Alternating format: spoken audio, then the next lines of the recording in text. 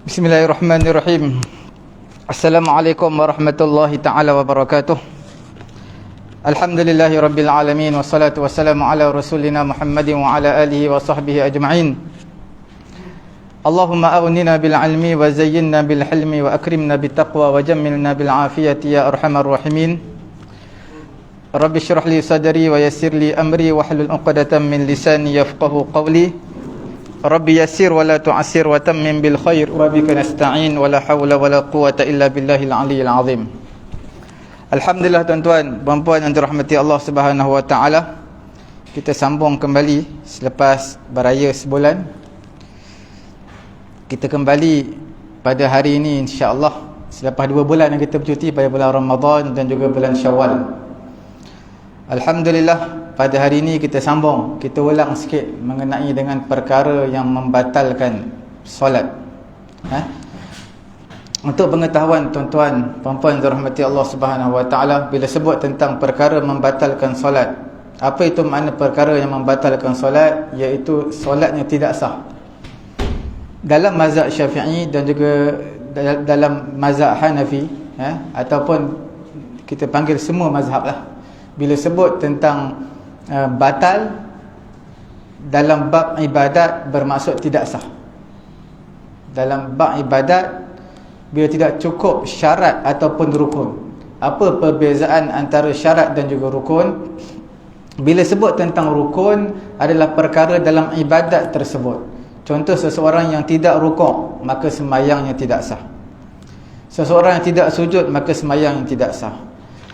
Syarat adalah perkara sebelum daripada ibadat, iaitu berwuduk. Siapa yang tidak berwuduk, maka tidak sah. Tidak sah sembahyang dia.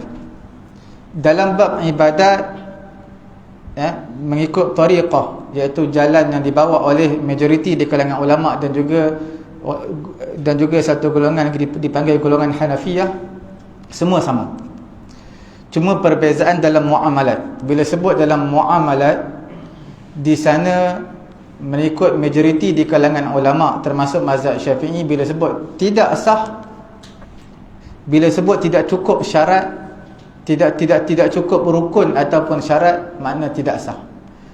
Mengikut tariqah Hanafiyah, dalam mazhab Hanafi, dia ada level tengah-tengah, dipanggil sah, tidak sah, dan juga dipanggil fasad. Fasad ni bermaksud tidak, akad tadi tidak sempurna, tidak sah, tetapi dia boleh menjadi sah. Itu adalah kita panggil akad yang fasad. Ini dalam bab muamalat sahaja mengikut tariqah Al-Hanafiyah. Contohnya, dalam bab muamalat, rukun memang kalau tak cukup rukun tidak ada, maka hukum tak sah lah. Mengikut majoriti di kalangan ulama termasuk mazhab Syafi'i dan juga mengikut tariqah Al-Hanafiyah sama. Cuma fasad di sini bermaksud syarat tak cukup.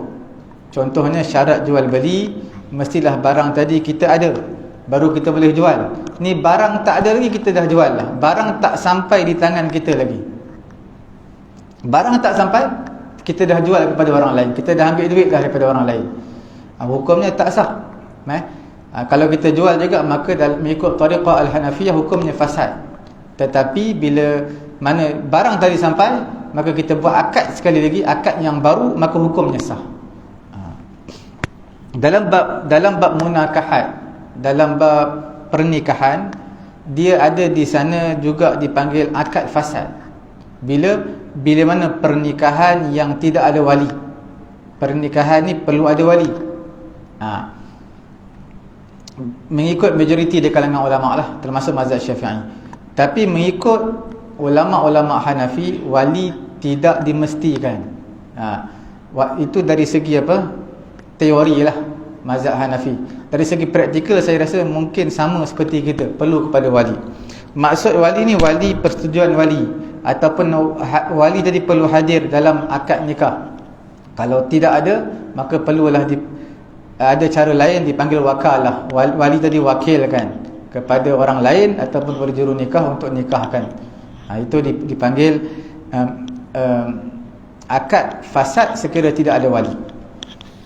Dalam bab semayang ini, sekiranya melakukan perkara-perkara yang kita bincangkan sebentar lagi, tidak ada berlaku perkara ini, maka hukumnya batal sembahyang.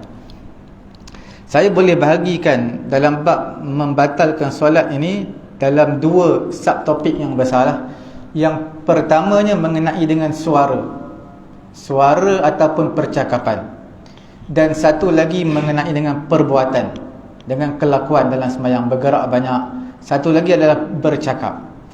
Kita lihat mengenai dengan bercakap ini, kita malam ni kita bincang mengenai bercakap dalam solat. Kita bahagikan pula kepada dua, percakapan yang boleh difahami dan juga percakapan yang tidak boleh difahami.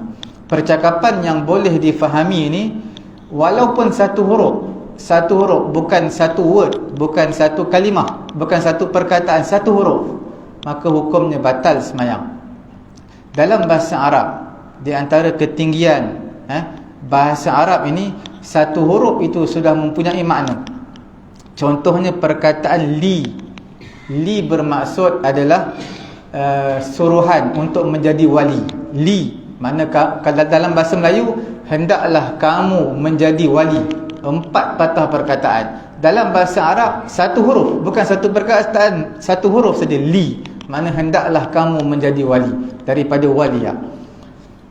Seseorang sebut li tersebut maksudnya dia bercakap tujukan kepada seseorang, maka hukumnya batal. Ada juga dalam bahasa Arab satu huruf, qi maksud pelihara lah, ataupun wa'aya'i, makna hendaklah kamu jaga, hendaklah kamu pelihara. Satu huruf saja, seseorang yang bercakap perkataan ini, hukumnya batal. Sebab Nabi SAW menyatakan, inna hadhihi salah la yasluh fiha syai'un min kalamin nas, sembahyang ini, sesungguhnya sembahyang ini tak sesuai di dalamnya perkataan-perkataan manusia. Bahagian yang kedua, maksud saya perkataan satu huruf yang membatalkan solat adalah perkataan yang sengaja. Kalau dia tak sengaja terlepas li, itu tidak jadi masalah sebab dia tak sengaja. Isunya di sini percakapan yang boleh difahami, yang disengajakan. Perkara yang kedua dalam bab suara atau percakapan ini, yang tak boleh difahami. Yang tak boleh difahami ini hendaklah 2 huruf ataupun lebih, maka dia membatalkan solat. 2 huruf ni, kalau kita satu huruf pun kita panjangkan, dalam bahasa Arab dah jadi 2 huruf. Contoh perkataan a. A itu hamzah baris atas, a. Tapi bila kita panjangkan a, dia jadi hamzah dan juga alif, jadi huruf mat. Jadi dah cukup 2 huruf, maka perbuatan tersebut adalah membatalkan solat. 2 huruf. Ini juga sekiranya buat secara sengaja. Kalau tak sengaja, tidak mengapalah.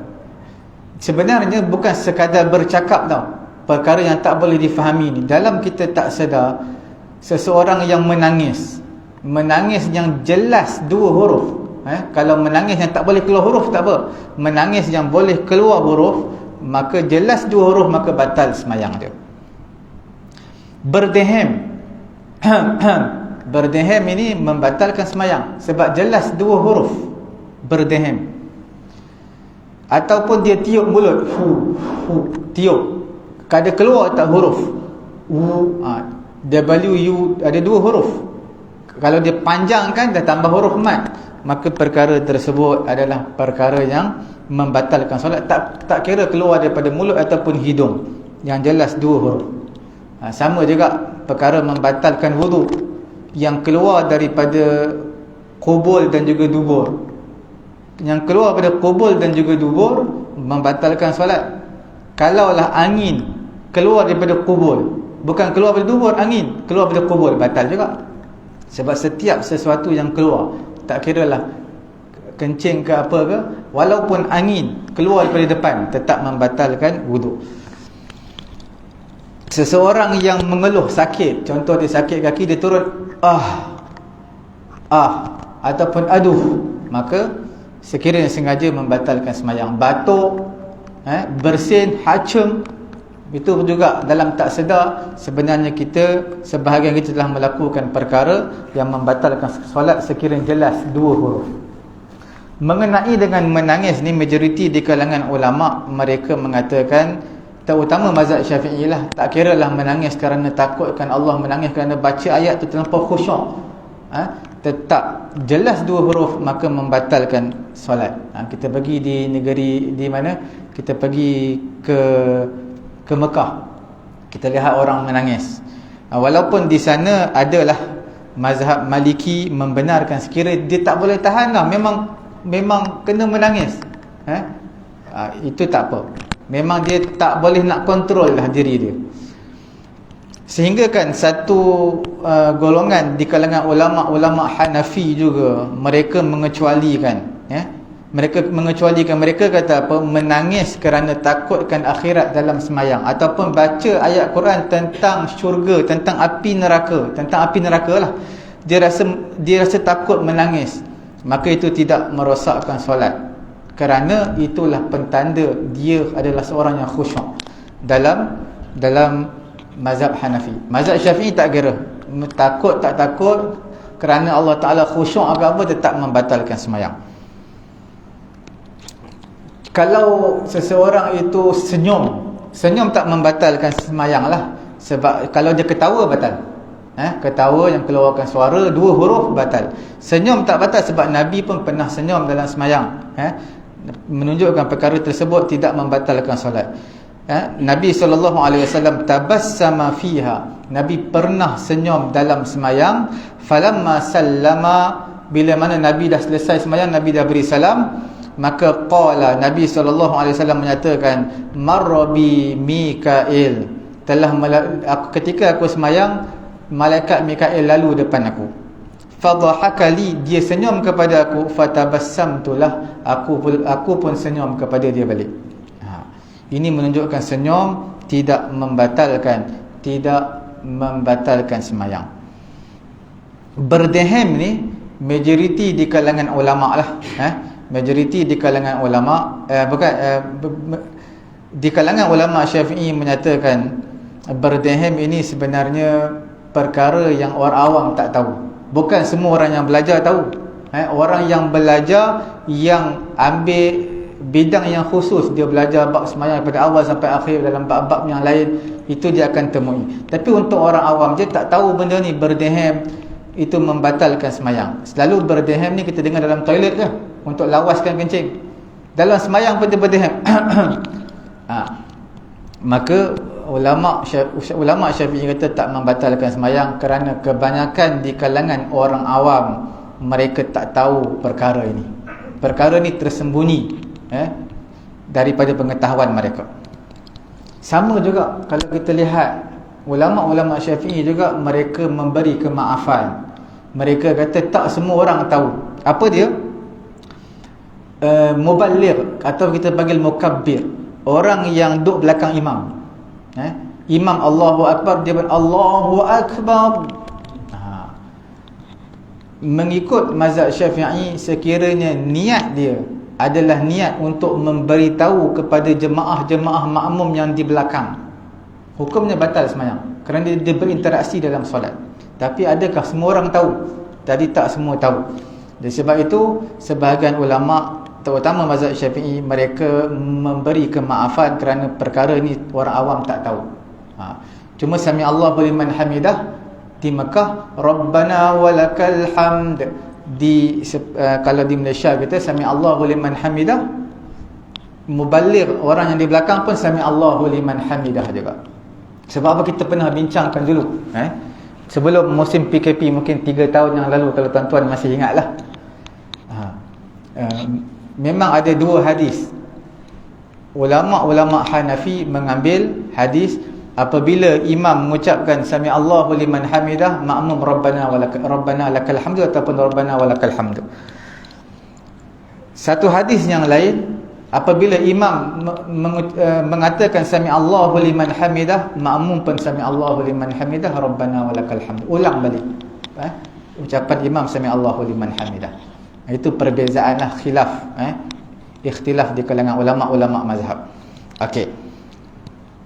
Ini perkara-perkara yang tersembunyi. Ulama menyatakan perkara yang tersembunyi di kalangan orang awam, maka perkara tersebut diberi kemaafan. Kalau imam yang berdehem, imam sembahyang dia dia berdehem, banyak berdehem, kita tengok adakah perlu kita niat mufaraqah? Tak perlu ikut imam lah, sebab imam banyak berdehem sangat, banyak melakukan perkara yang membatalkan solat. Ulama kata kita tak perlu niat mufaraqah kerana imam ni selalu dia tahu hukum. Bila dia jadi imam selalunya dia tahu, walaupun tidak banyak dia tahulah sedikit. Jadi bila mana dia berdehem, pasti dia ada hajat, dia ada keperluan. Mungkin dia tak boleh nak keluarkan suara dia, maka dia terpaksa untuk berdehem, maka kita maafkanlah imam. Maafkan imam. Sebab itu dalam masalah imam berdehem, kita lihat asal masalah, al-aslu baqa'u ma kana ala ma kan, iaitu asalnya ibadat itu perlu diteruskan.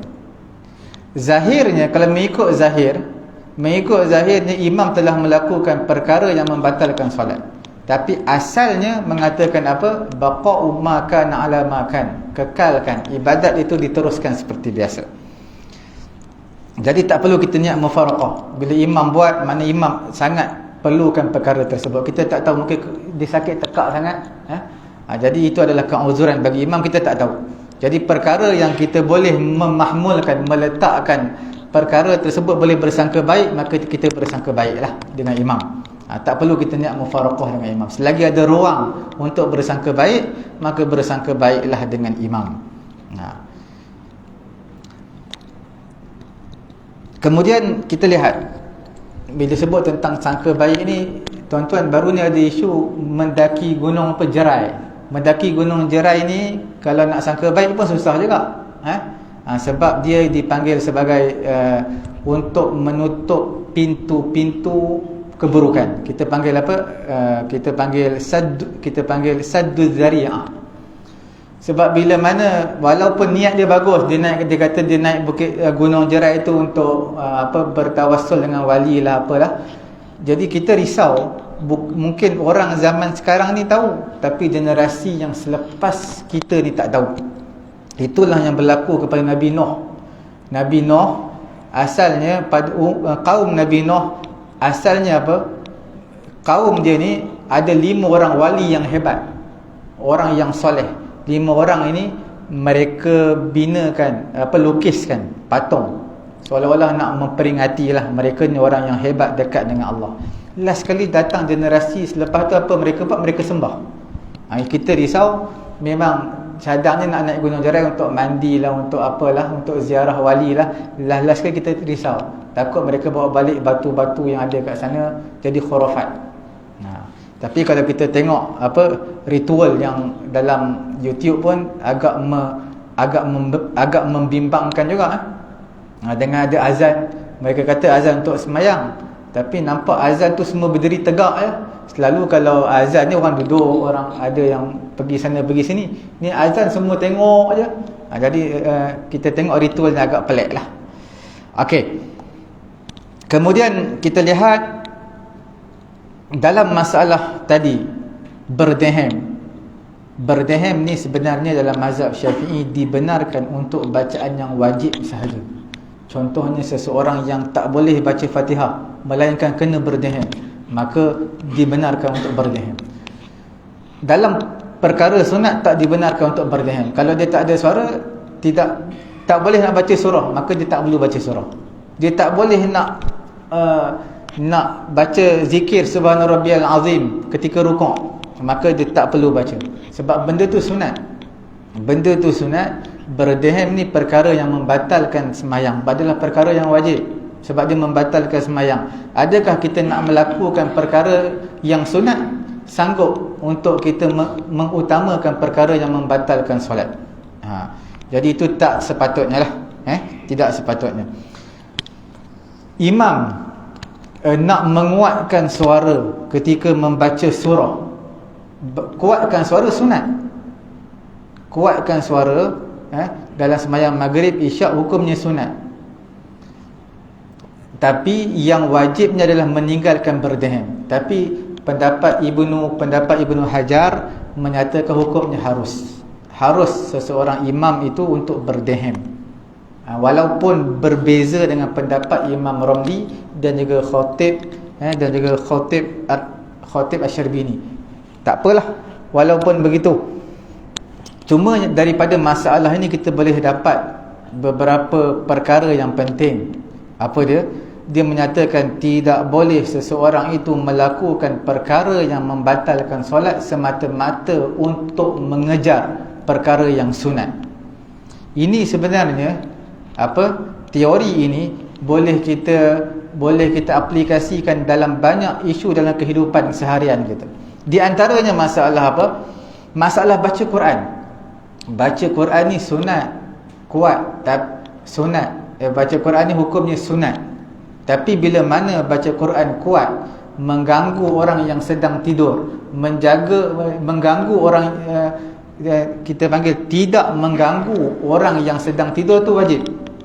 Tidak mengganggu orang yang sedang berzikir, sembahyang itu wajib.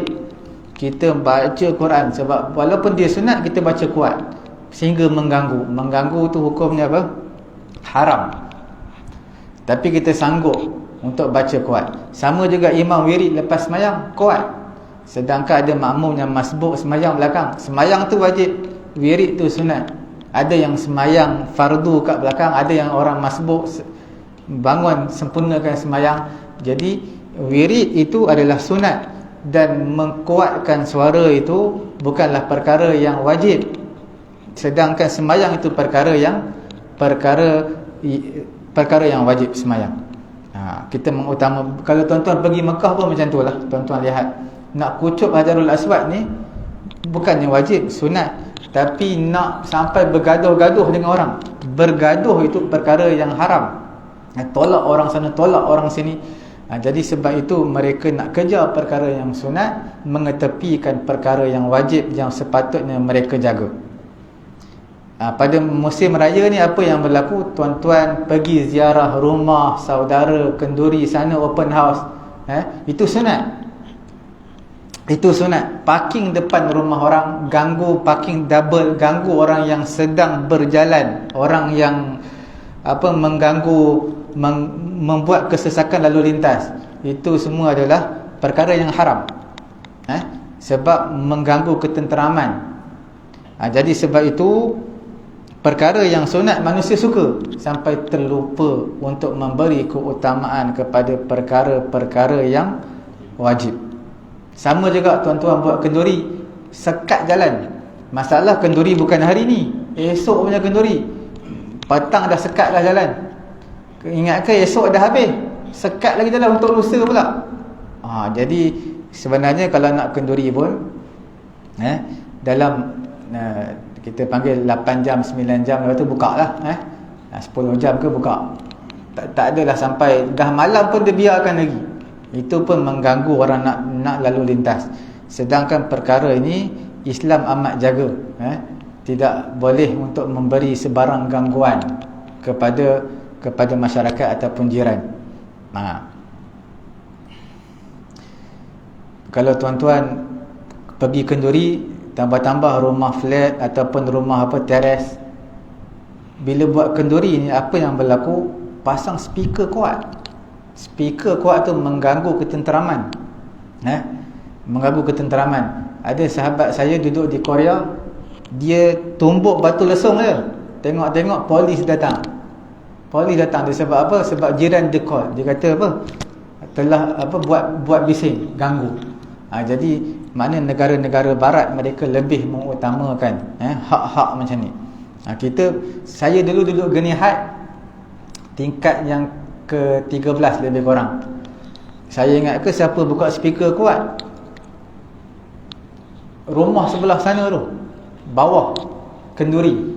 Ingat ke malam pertama je, malam kedua sekali, sampai 11.30 malam buka kuat lagi. Jadi kita yang duduk atas ni dengar lah, angin sampaikan kuat. Jadi ganggulah kalau ada anak-anak kecil, akan sedikit gangguan lah. Kemudian mengenai bercakap ini yang membatalkan solat, kalaulah dia batuk, yang mana batuk tu memang kerja batuk je. Tuan-tuan kalau biasa kena apa? Covid, batuk. Saya kena Covid tu, batuk selepas Covid lebih teruk daripada batuk ketika apa? Covid. Jadi kalau batuk sampai keluarkan huruf bunyi, 2 huruf, 3 huruf, maka tidak membatalkan solat kerana memang terpaksa batuk. Sama juga nanti kita akan belajar mengenai pergerakan yang banyak. Tuan-tuan kalau ada korap ke gatal ke penyakit kulit dah memang kena garu, takkan tuan-tuan nak tahan macam mana, kena garu. Itu tidaklah membatalkan sembahyang lah. Ataupun terlepas cakap, pernah satu ketika Nabi sembahyang 2 rakaat. Ada riwayat kata sembahyang Zuhur, ada riwayat kata sembahyang fardu asar. Lepas 2 rakaat Nabi beri salam. Kemudian Nabi pun keluar, bersandar di atas kayu dekat depan sanalah. Lepas Nabi habis sembahyang 2 rakaat, Nabi keluar. Sahabat pergi tanya Nabi, adakah kamu yang lupa ataupun sembahyang telah dimansuhkan menjadi 2 rakaat? Sembahyang 4 rakaat Zuhur tadi menjadi 2. Jadi Nabi pergi balik tempat sembahyang, Nabi tanya sahabat-sahabat yang lain. Nabi tanya sahabat-sahabat yang lain, ahaqqu ma yaqulu dzul yadain. Betul tak apa dia ni kata? Maka sahabat-sahabat ada yang angguk kepala, ada yang kata ya. Maka Nabi terus sambung lagi 2 rakaat. Adakah bercakap tersebut tak membatalkan sembahyang? Tidak batal sembahyang. Sebab apa? Dalam ruang lingkup yang sedikit, perkataan yang sedikit, Nabi kata ahaqqu ma yaqulu dzul yadain. Betul tak apa yang sahabat ini kata? Maka mereka kata betul. Maka Nabi tambah lagi 2 rakaat. Nabi tak bercakap banyak. Maka di sini ulama menyatakan mereka bercakap kerana mereka menganggap sembahyang telah jadi 2 rakaat dan mereka menganggap sembahyang telah habis. Nabi pun bercakap sebab Nabi menganggap itu dah cukup 4 rakaat dia sembahyang. Rupanya tak cukup. Bila tak cukup, Nabi dah keluarkan percakapan beberapa patah perkataan, maka Nabi teruskan sembahyang, tidak menjadi masalah. Yang penting bukanlah perkataan yang begitu banyak. Walaupun tidak ada hadis berapa banyak percakapan, berapa banyakkah perkataan yang dikatakan sedikit dan juga banyak itu. Ulama kata, ulama-ulama Syafi'i dan juga sebahagian ulama mazhab yang lain, mereka kata 6 patah perkataan. Itu lepas 6 patah itu dianggap sebagai banyak. Kurang 6 patah tu dianggap sedikit. Okey, tapi tuan-tuan kalau masih ingat, kita belajar dulu mengenai dengan sunat sujud sahwi. Lepas Nabi tambah 2 rakaat, Nabi sujud sahwi. Sebab apa? Sebab bercakap dengan sengaja adalah membatalkan sembahyang. Bercakap dengan sengaja membatalkan sembahyang. Bila bercakap dengan tidak sengaja, sembahyang tidak batal tapi disunatkan sujud sahwi. Itu yang kita bincangkan dahulu. Kalau tuan-tuan masih ingat, setiap perkara yang sengajanya batal, kalau tak sengaja kita buat tak batal tapi disunatkan sujud sahwi. Contohnya seperti tadilah, bercakap sengaja batal, tapi Nabi bercakap ingat ke itu dipanggil sebagai tidak sengaja. Sebab Nabi ingat ke dah habis sembahyang. Rupanya Nabi tertinggal lagi 2 rakaat. Untuk pengetahuan tuan-tuan dan juga perempuan yang dirahmati Allah, bercakap ini walaupun dimaafkan, tapi bercakap banyak tak dimaafkan dalam sembahyang. Walaupun tuan-tuan kata saya terlupa dan saya dalam sembahyang, walaupun tuan-tuan lupa, walaupun lupa ni konsep dalam Islamnya asalnya dimaafkan. Tapi kalau sembahyang bercakap terlampau banyak, tuan-tuan kata alasan terlupa, maka itu tidak diberi kemaafan. Bahkan tuan-tuan kena sembahyang sekali lagi. Sebab apa? Sebab perkara ini adalah perkara yang nadir, perkara yang jarang-jarang berlaku. Bila jarang-jarang berlaku, tidak diletakkan hukum seperti yang sebelum ini. Mana hukumnya batal. Sebab itu sembahyang dengan puasa dia berbeza. Kita lupa puasa, kita makan dah 1 pinggan, bukan kata 1 pinggan, siap tambah lagi pinggan, tapi tetap puasa tadi sah. atas nama lupa. Tapi semayang ni tuan-tuan cakap lah banyak mana pun cakap 2-3 minit cakap atas nama lupa, tetap batal semayang tuan-tuan. Tak sama seperti puasa. Apa beza puasa dengan semayang? Puasa ni dia tak ada macam bentuk semayang. Tuan-tuan puasa, tuan-tuan boleh pergi mall, boleh main bola, boleh berjalan, boleh macam-macam. Dan tidak nampak pun tuan-tuan ni puasa ke tak. Tapi kalau semayang kita tahu, kita nampak orang tu dia berdiri tegak semayang, kita tahu. Sebab tu bila bercakap banyak atas alasan terlupa ketika semayang tidak dapat diterima kerana masalah ni masalah yang ganjil. Bila masalah ganjil, hukumnya adalah kembali kepada hukum yang asal, tidak sah. Okey. Pernah Muawiyah bin Hakam, dia baru masuk Islam. Ketika mana seseorang tu bersin, dia pun tashmid.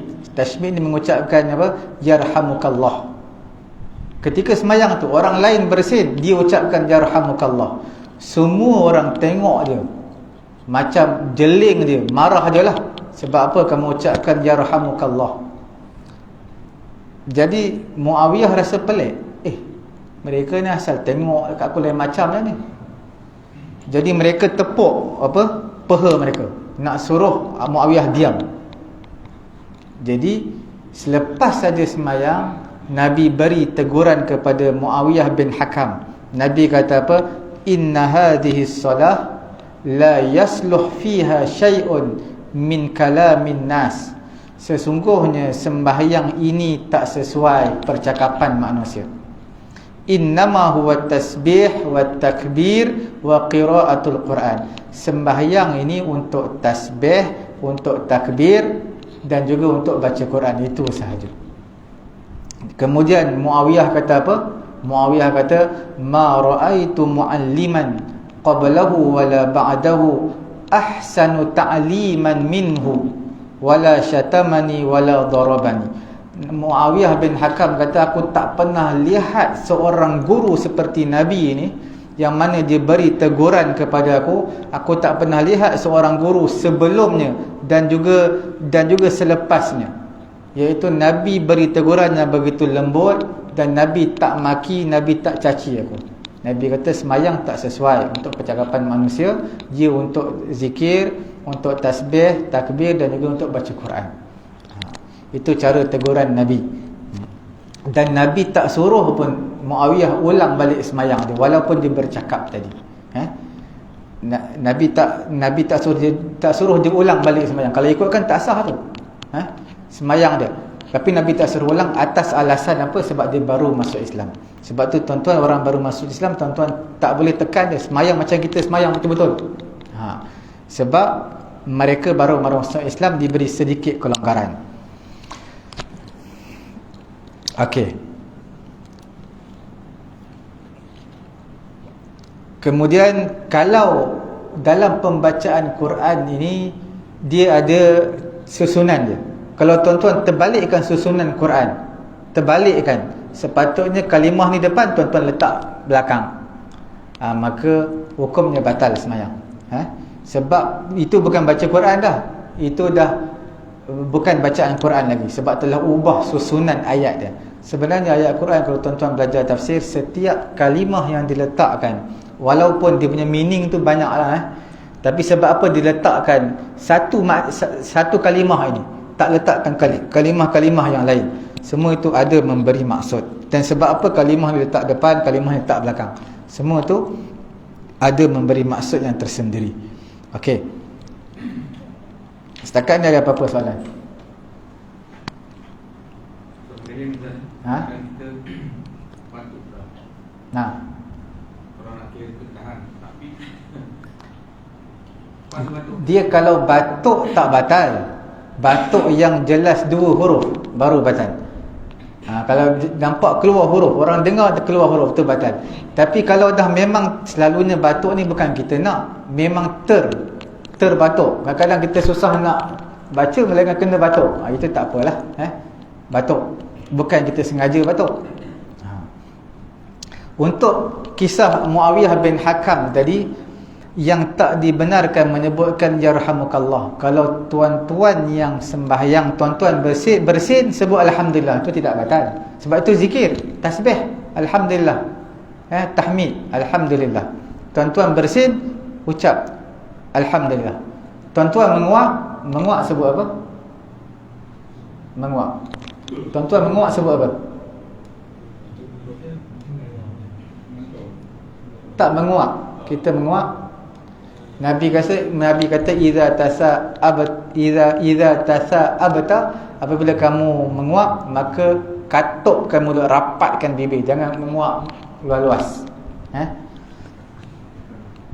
Apa kita nak sebut ketika menguap? Nabi kata minta berlindung dengan Allah Taala.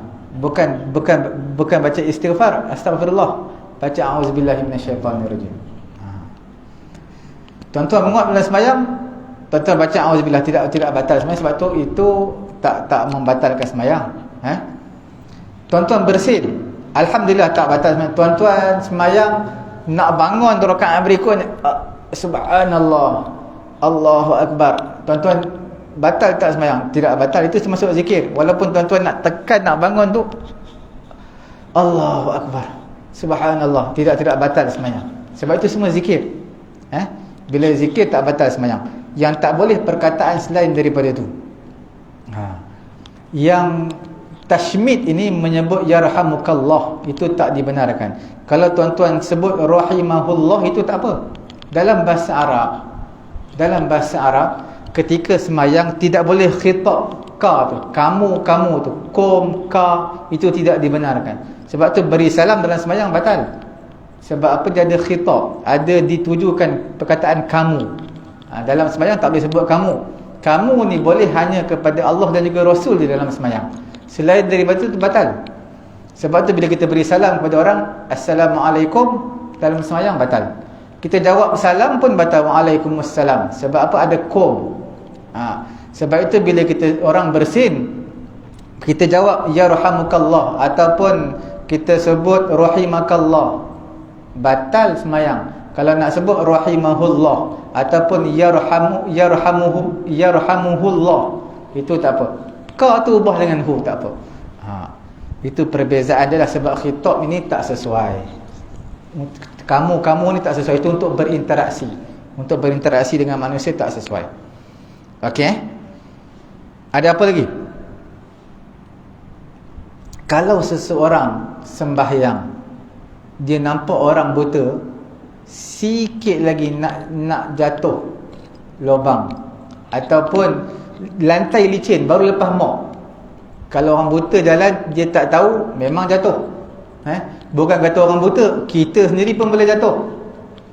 Sebab tu setiap kali kita pergi toilet yang baru mop, dia akan letak signboard kuning tu, sedang mop. Kalau tak, boleh jatuh. Jadi orang buta ataupun orang tua yang mana dia tak perasan lantai licin dan tak ada sebarang tulisan yang mengatakan lantai sedang mop, padahal basah, maka kita sedang sembahyang.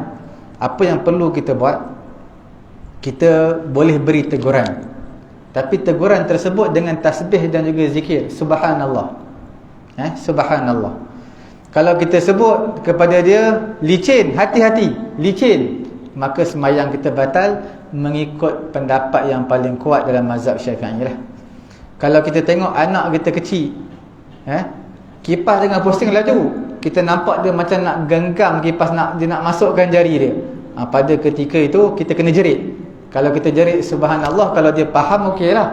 Kalau dia tak tahu, budak kecil tak tahu, maka kita marah kepada dia, batalkan sembahyang, tarik dia. Sebab apa? Menjaga ruh manusia, menjaga jiwa manusia tu lebih diutamakan lah. Tuan-tuan, bila mana lantai licin, kalau jatuh apa yang berlaku? Mati pun boleh. Kalau tak mati pun patah tangan. Kalau tak patah tangan, patah kaki ataupun terseliuh. Jadi sebab itu Islam amat menggalakkan menegur perkara-perkara yang baik, memberi teguran. Sebab menjaga jiwa ni perkara yang amat penting. Kalau tuan-tuan batal sembahyang, boleh sembahyang balik lepas tu. Tuan-tuan semayang sekarang ni masuk waktu isyak. Tuan-tuan semayang tegur orang buta takut jatuh dalam longkang, sebab depan tu longkang tu, dia boleh jatuh dalam longkang. Kalau jatuh dalam longkang boleh bawa mati. Jadi tuan-tuan jerit, longkang depan tu, hati-hati. Batalkan semayang. Batalkan semayang tuan-tuan. Kalau tuan-tuan boleh tasbih je subhanallah, dia boleh faham, okey. Kalau dia tak boleh faham, kena cakap juga, maka batalkan semayang. Sebab semayang kita boleh buat balik. Tapi kalau dah patah tangan, sebulan lah jawabnya, ataupun beberapa bulan, tunggulah, simen tangan, ataupun boleh bawa kepada mati, boleh bawa maut. Kalaulah waktu dah sempit dah, tuan-tuan baru semayang maghrib tadi, ini seminit lagi isyak, tiba-tiba ada orang buta nak jatuh longkang, tuan-tuan kena bagi teguran juga kepada dia, walaupun tuan-tuan terlepas maghrib pun tak apalah. Sebab apa? Semayang maghrib kalau terlepas, qada semayang lebih mudah daripada untuk memelihara satu jiwa. Sebab tu jiwa ini antara maqasid syariah yang terbesar selepas mana menjaga agama Islam. Menjaga agama Islam, hifzuddin, itu nombor satu. Nombor dua adalah hifzun nas, menjaga jiwa manusia. Sebab itu menjaga jiwa manusia antara perkara yang amat penting dalam Islam. Kalau nak beri teguran, boleh subhanallah, tegur subhanallah. Tapi tuan-tuan kena ingat, dalam mazhab Syafi'i kita agak ketat dalam masalah tegur-tegur ni. Sebab apa ketat? Kita nak tegur tak boleh tegur subhanallah macam tu je. Kalau tegur dianggap batal sebab berinteraksi dengan orang. Kita kena niat zikir, ataupun niat zikir dan juga tegur, itu tak apa. Dia agak berat lah mazhab Syafi'i kita. Dalam mazhabnya lain tak apa. Kalau kita baca ayat Quran pun tak apa, walaupun kita niat. Contohnya dalam Quran menyebut udkhuluha bisalamin aminin. Orang beri salam assalamualaikum, kita kata udkhuluha bisalamin aminin. Dia niat baca Quran, maka hukumnya sah. Dalam mazhab Syafi'i pun sah kalau niat baca Quran. Cuma dalam mazhab Syafi'i perlu niat. Tuan-tuan, dalam memberi peringatan kita sedang sembahyang ni, ada yang harus, ada yang haram, ada yang wajib. Memberi peringatan ketika kita sembahyang. Contoh perkara yang wajib yang saya bagi tahu tadi lah. Kalau orang buta sedang nak lalu kawasan yang licin, ataupun budak-budak lalu kawasan lantai yang licin, lari, jadi kita takut kepala dia jatuh, boleh pecah ke, boleh mati ke, jadi kita batalkan semayang kita. Itu tegur tersebut hukumnya wajib tau. Tegur pada ketika itu hukumnya wajib. Kerana apa? Boleh membawa kepada kebinasaan, membawa kepada kematian. Hukumnya wajib. Ada tegur yang berbentuk sunat. Macam imam lupa, dia baca sabbihisma rabbikal a'la alladhi khalaqa fasawwa, dia diam, lupa. Makmum sunat tegur, bukanlah wajib tegur. Kadang-kadang makmum hafal je, dia diam. Boleh, sebab itu bukan benda wajib, sunat. Tapi nak tegur imam pun kena niat juga, niat baca Quran. Jangan tegur, oh ni aku nak tegur imam sebab imam lupa, maka ikut mazhab Syafi'i batal. Dia niat, kena niat tegur dan baca Quran, ataupun niat tegur dan zikir. Ada ketikanya hukumnya harus, tegur ni harus. Bila mana kita nak, macam saya bagi tahu tadi lah, orang beri salam assalamualaikum warahmatullahi, dia nak masuk rumah, kita pun baca ayat Quran udkhuluha bisalamin aminin, masuklah kamu dalam keadaan tenang, aman, masuklah kamu. Padahal kita niat bukan suruh dia masuk, kita baca Quran, kita niat baca Quran, itu hukumnya harus. Ada ketikanya haram, tegur pun boleh jadi haram dalam semayang. Bila mana dia buat isyarat, dia kata kalau aku dalam semayang aku sebut subhanallah, makna lain clear, boleh bunuh orang tu. Itu pun haram. Ataupun makruh pun boleh jadi. Bila makruh? Bila mana seseorang itu memberi peringatan kepada suatu perkara yang makruh. Apa benda yang makruh? Macam-macam ada dalam semayang. Kita isyarat subhanallah kepada sesuatu perkara yang makruh, maka hukumnya makruh. Okey? Ada apa-apa?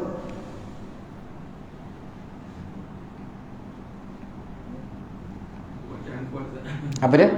Makmum baca kuat. Makmum baca, dia baca kuat ni selalu dua kemungkinan. Orang yang baca kuat ni kemungkinan ataupun kebarangkalian bagi dia dua, sama ada dia pekak ataupun dia apa, yang keduanya dia was-was. Dia pekak atau was-was. Kalau tuan-tuan dengar dia baca kalau tuan-tuan dengar dia baca kuat, tuan-tuan dah set dalam pemikiran dia ni kalau muda makna was-was. Kalau tua umur 70-80 pekak lah tu maknanya. Sebab apa? Orang pekak ni dia baca kadang lagi kuat daripada imam lah. Dia baca lagi kuat daripada imam. Dia duduk hujung-hujung, imam pula dengar suara dia. Sebab apa? Kuat sangat dia baca. Sebab bagi dia mungkin dia dah slow. Sebenarnya bacaan, tuan-tuan kena faham, bacaan yang kata bacaan makmum hanya sekadar dengar pada telinga sahaja. Telinga tu telinga orang biasa, bukan telinga orang pekak. Telinga biasa. Mana kalau orang pekak, jangan kita ambil kira telinga dia lah. Kalau ambil kira telinga dia, pendengaran dia kena pasang speaker lah. Sebab itu untuk orang yang pekak ini, dia kena baca sekadar mana. Kalau telinga orang biasa dengar, okey lah. Kalau telinga dia, susah lah. Itu yang jadi riuh satu surau. Itu baru seorang pekak. Kalau dapat 3 orang pekak, riuh satu surau. Jadi orang pekak ni kalau dah tahu dia memang pekak dan tak boleh untuk dia baca slow, dia memang bagi dia kata slow lah ni, bagi dia slow. Orang lain memang kata baca kuat, bukan sebelah dia, selang 4-5 orang sebelah dia pun dengar lagi. Orang macam ni elok dia sembahyang dekat mana? Rumah je. Elok sembahyang kat rumah je. Sebab kita dah bagi nasihat banyak kali dah, elok masih lagi macam tu sembahyang kat rumah je, sebab dia ganggu orang lain. Atau yang kedua, dia was-was. Was-was ni memang tak ada cara lain lah. Was-was. Dia was-was. Baca, dia baca Bismillahirrahmanirrahim, Alhamdulillah. Sebab apa? Sebab kalau tekan tu mana was-was tu. Tekan. Jadi tuan-tuan, bila semayang, tuan-tuan rasa bacaan itu yang tuan-tuan belajar semenjak dulu sekolah rendah sampai sekolah menengah macam tu lah. Kira bacaan tu okey lah tu. Yang peliknya, bila sekolah menengah dulu baca okey, umur 20 tahun pun baca Fatihah yang sama okey, dah masuk 30 lebih dia jadi lain. Dia rasa salah. Itu was-was dah tu. Kalau tuan-tuan dah rasa okey dah tu, tuan-tuan dah baca semayang semenjak dulu dah okey, dah kira okey lah. Jangan tadi ni tak apa jelas ni, tak kira jalan. Kalau ikut kau macam tu payahlah. Tapi yang pelik ni, orang yang was-was ni, apa yang pelik? Dia kalau jadi makmum dia was-was. Cuba suruh dia jadi imam, hilang was-was. Cuba tuan-tuan suruh panggil orang yang mana was-was ni semayang ni. Dia kalau semayang bismillah, alhamdulillah. Tuan-tuan suruh dia jadi imam, elok dia jadi imam. Jadi orang yang was-was ni elok dia jadi imam daripada jadi makmum. Okey.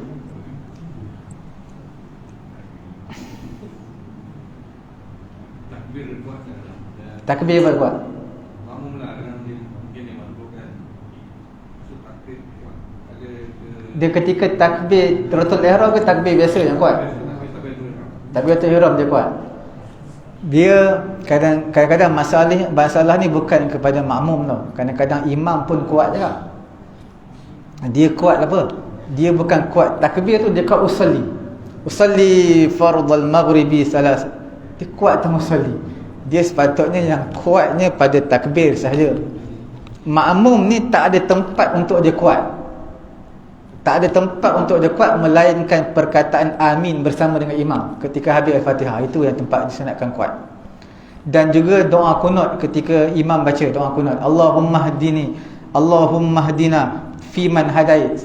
Allahumma hdina fiman, ha tu pendek, jangan ha tu panjang. Allahumma hdina fiman hadait. Ha tu pendek. Kalau ha panjang tidak ada makna apa-apalah. Dia ha tu pendek. Allahumma hdina fiman hadait. Makmum sunat kata apa? Amin. Kuat. Selalu kita dengar Al-Fatihah aja kuat.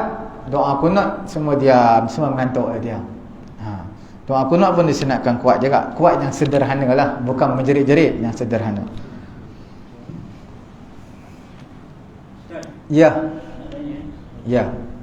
Kalau orang buta dengan pekak, adakah dia wajib solat Jumaat dengan solat Jumaat? Dia buta. Dia kalau buta dan pekak gugur semayang dia, gugur kewajipan semayang. Sebab bila pekak mesti sekali dengan bisu, kemudian dia buta lagi.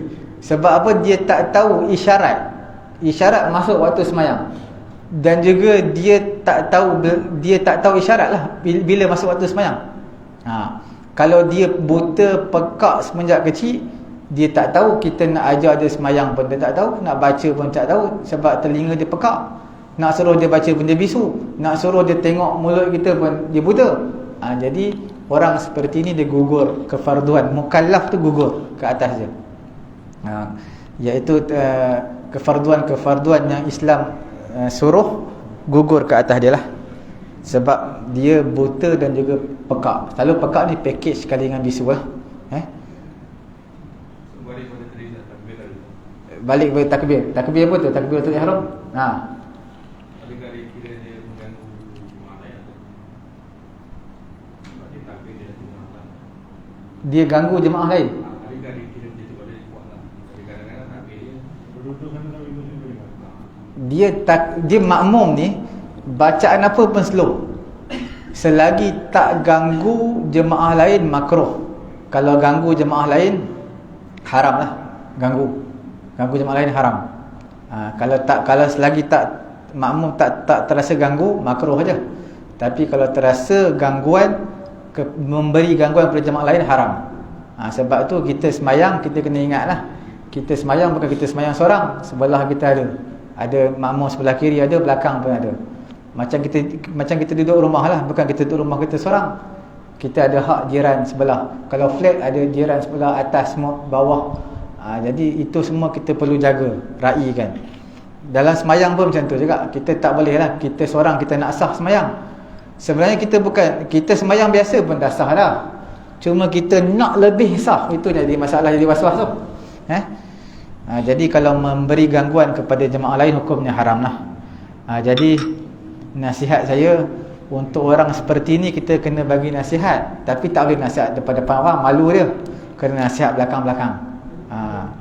Kalau nasihat belakang pun sama juga. Jadi kita bagi tahu lah, kalau dia orang tua, kita bagi tahu lah, waris dia ke anak dia, kata ayah kamu ni susah ni, dekat surau ni suara dia saja dengar, kuat pada imam. Jadi kita suruh dia semayang rumah lah. Betul boleh imam. Apa dia? Betul boleh imam. Orang buta boleh jadi imam? Boleh. Orang buta boleh jadi imam, tetapi dia tidak afdal lah, tidak afdal. Ansar 90-an tu ada Imam buta. Imam semayang tarawih ke imam fardu? Fardu dia buta imam. Tak ada suruh dah. Dia ulama kata orang buta tidak afdal jadi imam lah. Sebab apa? Sebab berkemungkinan yang kata tak afdal sebab dia tak dapat lihat. Bila tak dapat lihat, tahu-tahulah. Bila kita nak semayang, kadang-kadang kita terpijak tai cicak ke, terpijak najis ke, itulah sebab dia. Tapi kalau dia bukanlah kata tidak sah, tidak afdal je lah. Tapi kalau nampak bacaan dia bagus, semua elok, sedap, baca jemaah pula suka suara dia, silakan je lah, naik je lah. Kalau dengan sebab dia jadi imam jemaah makin ramai, itu adalah paling baik dia jadi imam. Ya. Kalau bacaan Al-Fatihah secara wasal, berapa ayat diperbolehkan? Dia wasal ni bacaan daripada awal sampai habis pun boleh. Kalau nafas dia panjang, daripada awal. Bismillahirrahmanirrahim. Alhamdulillahirabbil alamin arrahmanir rahim maliki yaumiddin iyyaka na'budu wa iyyaka nasta'in ihdinas siratal mustaqim siratal ladzina an'amta 'alaihim sampai habis. Ghairil maghdubi 'alaihim sampai habis. Dalam satu nafas. Boleh kalau nafas dia sampailah. Kalau tak sampai, dia boleh potong-potong 2-3 ayat. Tapi bacaan yang Nabi ajar kepada kita, bacaan sunnahnya adalah satu ayat. Bismillahirrahmanirrahim, berhenti. Alhamdulillahirabbil alamin, berhenti. Ar-Rahmanirrahim, berhenti. Itu bacaan yang terbaik, bacaan yang menepati sunnah lah. Sama ada sembahyang fardu ataupun sembahyang biasa ataupun sembahyang tarawih. Sembahyang tarawih pun yang terbaiknya satu-satu. Tapi kita takut jemaah lah komplain lama sangat. Satu dan ambil nafas baru saya. Apa dia tu?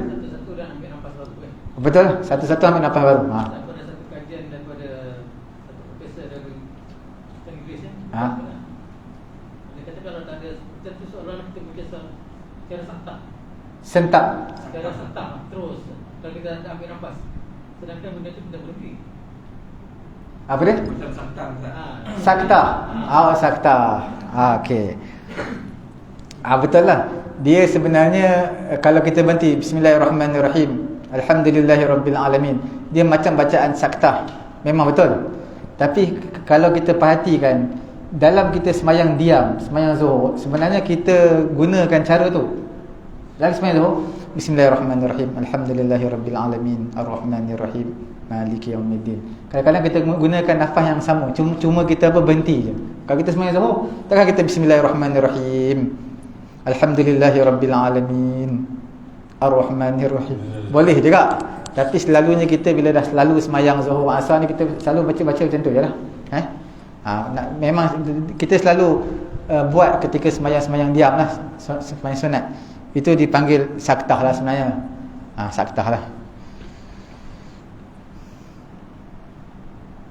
Okey, cukup setakat tu dulu. Semoga nanti kita sambunglah dalam bab perkara yang membatalkan solat. Kita lihat perkara yang kedua pula, iaitu mengenai dengan perbuatan.